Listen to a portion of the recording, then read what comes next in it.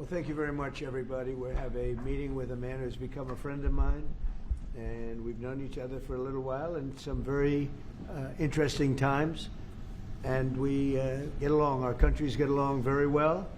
We have a great affinity for each other, and the Chancellor has been very well received in Germany. He's a very successful man, became the Chancellor of Germany, which is a big deal.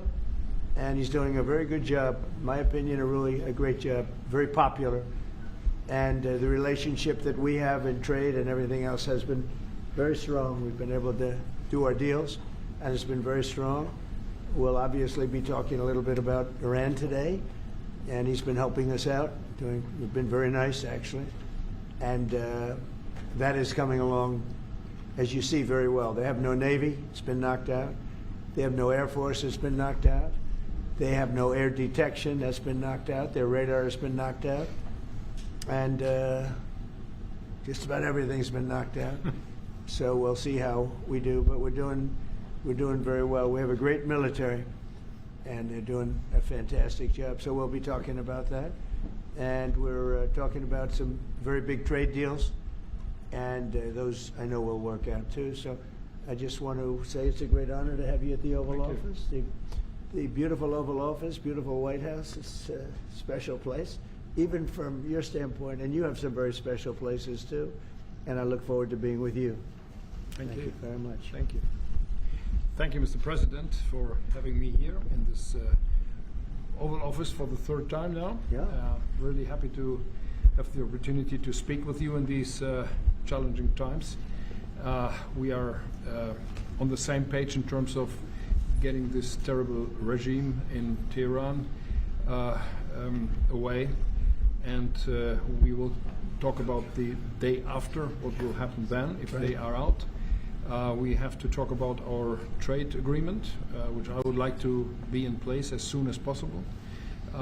And we have to talk about Ukraine. There are too many bad guys in this world, actually, and this is an issue we have to talk about because we all want to see this war coming to an end as soon as possible. But Ukraine has to preserve its territory and their security interests, and, well, we will talk about that. We will. Looking indeed. forward to that. Well, thank you for being here. Thank you for your hospitality. Thank you for letting me spending the night in your guest house. That's right. Very, very good. Comfortable place. Hope you liked it, right? Absolutely. Yeah, great place. And a famous place. That's good. Very famous. So many former presidents. That's right. Yeah. Very famous place. Any questions, please? Mr. President, did Israel force your hand to launch these strikes against Iran? Did Netanyahu pull the United States into this war? No, I might have forced their hand. You see, we were having negotiations with these lunatics, and it was my opinion that they were going to attack first. They were going to attack. If we didn't do it, they were going to attack first. I felt strongly about that. And we have great negotiators, great people that do this very successfully and have done it all their lives very successful. And based on the way the negotiation was going, I think they were going to attack first. And I didn't want that to happen. So if anything, I might have forced Israel's hand. But Israel was ready, and we were ready, and we've had a very, very powerful impact because virtually everything they have has been knocked out now. Their missile count is going way down. Amazingly, they're hitting countries that were, let's call them neutral, right? They lived together for a long time. I think they were surprised. I was surprised. And now those countries are all fighting against them and fighting strongly against them.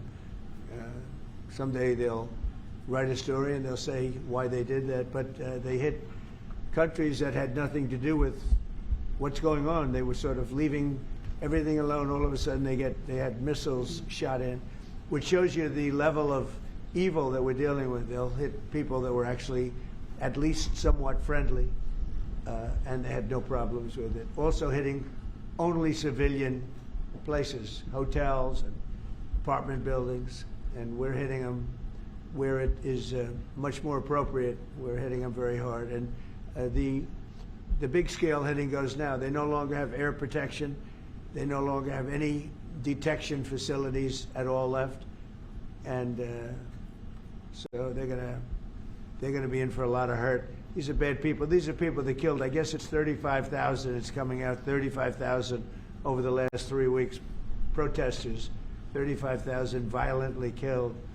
So these are bad people, and the leader of the pack is gone. And as you know, 49 people were taken out in the first hit, and I guess there was another hit today on the new leadership, and it looks like that was pretty substantial also. So they're getting hit very hard, and we'll see what happens. A lot of people are coming forward. A lot of the people you would least suspect want to quit. They want to have immunity. They're asking for immunity, and probably at some point they'll be dropping, as you would say, laying down their guns. We'll see what happens. In the meantime, we're just continuing to go forward. Our military is the #1 in the world by far, and we are. Everything's big in my book.